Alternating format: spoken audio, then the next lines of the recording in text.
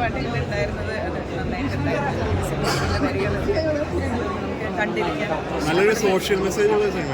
അതാണ് ഞാൻ പറഞ്ഞത്. അതിനെ മനുഷ്യർക്ക് നമ്മുടെ ഇന്നത്തെ കാലത്ത് നമ്മുടെ മനുഷ്യരുടെ ജീവിതത്തിലേക്ക് അല്ലെങ്കിൽ സ്വകാര്യതയിലേക്ക് കടന്നു കയറുമ്പോൾ അതെങ്ങനെ നമ്മുടെ ജീവിതത്തെ ബാധിക്കുന്നു എന്നും കൂടെ എനിക്ക് തോന്നുന്നു എല്ലാവരും അതൊന്ന് തിരിച്ചറിയാനും കൂടി ഈ സിനിമ സഹായിക്കുന്നു. എല്ലാവരും തിയേറ്ററിൽ വന്ന് കാണാൻ പറ്റിയൊരു സിനിമയാണ്. All the best, congrats to the whole team. കൊള്ളാം. ഇത് എൻ്റെ അടുത്ത് ഈ പടം കാണുന്നതിന് മുമ്പ് 1-2 പേര് പറഞ്ഞ സദാചാര പോലീസിങ് ആണെന്നുള്ള സംഭവമൊക്കെ ഇങ്ങനെ കണ്ടവർ ഒരു അഭിപ്രായം പറഞ്ഞിട്ടുണ്ടായിരുന്നു. പക്ഷെ ഇതിനകത്ത് നമ്മൾ പല രീതിയിലുള്ള പടങ്ങൾ ഇപ്പോൾ സദാചാര പോലീസിങ്ങുമായി ബന്ധപ്പെട്ടിട്ടുള്ള പല പരിപാടികളും കണ്ടിട്ടുണ്ടെങ്കിലും ഇത് എന്താണ്, ഇത് ശരിക്കും പറഞ്ഞാൽ ഈ പടം കണ്ടിറങ്ങാൻ നേരത്തെ ഒരു വിഷമം ഉണ്ടാവും മനസ്സിൽ. ഒരു ഇതുവരെ പറയാത്തൊരു രീതിയിൽ ഒരു ട്രീറ്റ്മെൻറ്റാണ് ഈ പടത്തിന് യൂസ് ചെയ്തേക്കുന്നത്. ഇത്തരം സിനിമകൾ കുറച്ചധികം സെൻറ്ററുകളിൽ എന്താണ് കാണിക്കാൻ ഡിസ്ട്രിബ്യൂഷൻ വരികയാണെങ്കിൽ കുറച്ചും കൂടി പ്രേക്ഷകർക്ക് കാണാൻ പറ്റും എന്നുള്ളതാണ് ഒരു അഭിപ്രായം. തിയേറ്റർ കുറവാണെന്നുള്ളതാണ് എന്നെ സംബന്ധിച്ച് ഒരു വിഷമമായിട്ട് തോന്നിയത്. പടം കൊള്ളാം, പടം ഭയങ്കര ടച്ചിങ് ആണ്. ഇതിൻ്റെ അണിയറ പ്രവർത്തകരെയോ അല്ലെങ്കിൽ ഈ പറഞ്ഞ ആകെ 1-2 പരിചയ മുഖങ്ങൾ ഉള്ളൂ. മറ്റേ കുട്ടികൾ ജയചന്ദ്രൻ എന്ന് പറഞ്ഞ നടനെ കണ്ടുപരിചയമുള്ള അരുൺ, അങ്ങനെ 1-2 പേര്, പിന്നെ 1-2 ആർട്ടിസ്റ്റുകളുണ്ട്. അതൊഴിച്ചാൽ വേറെ ഒന്നുമില്ല ഈ പടത്തിനകത്ത്. ഇപ്പോൾ എന്താണ് നമുക്ക് പരിചയമായിട്ട് തോന്നുന്നത്. കണ്ടന്റ് ആണെങ്കിൽ പോലും അവർ പ്രസൻറ്റ് ചെയ്തേക്കുന്ന രീതിയാണെങ്കിൽ ഭയങ്കര ഫ്രഷ് ആയിട്ടുള്ള രീതിയിലാണ് പ്രസൻറ്റ് ചെയ്തേക്കുന്നത്. Hats off to the whole crew. എന്താണ്, എല്ലാവിധ വിജയാശംസകളും ഈ പടത്തിന് ആദ്യമേ തന്നെ പറയാണ്.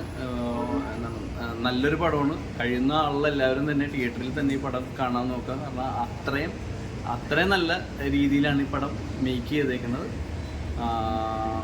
All the very best.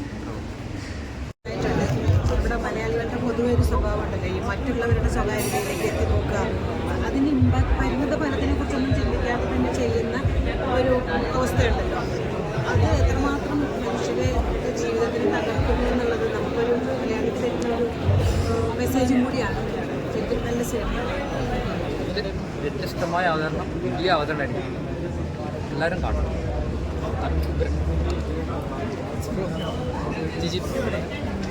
തണുപ്പ് നമ്മൾക്ക് ഏറ്റവും ഇഷ്ടപ്പെട്ട ഒരവസ്ഥയാണ് തണുപ്പ്. പക്ഷേ നമ്മൾ ഈ ചിത്രം കാണുമ്പോണ്ടല്ലോ, ഭയത്തിൻ്റെ തണുപ്പ്, നിസ്സഹായതയുടെ തണുപ്പ്, നമ്മുടെ സമൂഹം മുന്നോട്ട് വയ്ക്കുന്ന ക്രൂരതകളുണ്ട്, അതിങ്ങനെ നമ്മുടെ ശരീരത്തിലും മനസ്സിലും നമ്മുടെ സിരകളിലെല്ലാം ഇങ്ങനെ വന്ന് നമ്മളെ അവസാനം കെട്ടിവരിഞ്ഞ് പോസിറ്റീവായിട്ടൊന്നും ഇനി ഈ കാലഘട്ടത്തിലൊന്നും ഇല്ല എന്ന് പോലും നമുക്ക് തോന്നും. പക്ഷേ ആ നിതീഷും ജിബിയും രാകേഷ് നാരായണൻ, ബിബിൻ്റെ മ്യൂസിക് ഒന്നുമില്ല ഈ സിനിമയിൽ എന്തെങ്കിലും ഒരു അപാകത എന്ന് പറയാൻ എനിക്ക് തോന്നിയില്ല. വല്ലാത്തൊരു വിങ്ങലോടുകൂടിയാണ് സത്യം പറഞ്ഞത്. തണുപ്പ് നല്ല മൂവിയാണ്. ഒരു ഡിഫറെൻറ്റ് സ്റ്റോറിയാണ്. നമ്മളങ്ങനെ നോർമലി കണ്ട് അങ്ങനെ എക്സ്പെക്റ്റ് ചെയ്യുന്ന ഒരു സ്റ്റോറിയല്ല. നല്ലൊരു മെസ്സേജ് ഉണ്ട്. അറ്റ് ദ സെയിം ടൈം അതിലേക്ക് പോകുന്ന റൂട്ടും ഭയങ്കര ഒരു രസമുള്ള ഡിഫറെൻറ്റ് വേ ആണ്. നമ്മൾ അന്യൻ്റെ സ്വകാര്യതയിലേക്കൊരു കടന്നു നോട്ടം, അന്യൻ്റെ സ്വകാര്യതയിലേക്ക് കടന്ന് കയറുന്നത് എങ്ങനെ എഫക്റ്റ് ആവും എന്നുള്ളത് ലാസ്റ്റ് റിപ്പൻറ്റ് ചെയ്തിട്ട് കാര്യമില്ല എന്നുള്ളൊരു മെസ്സേജ് ഫാമിലിയായിട്ട് കാണാൻ പറ്റുന്ന മൂവിയാണ്. ആക്ച്വലി കണ്ടിരിക്കേണ്ട ഒരു മൂവിയാണ്.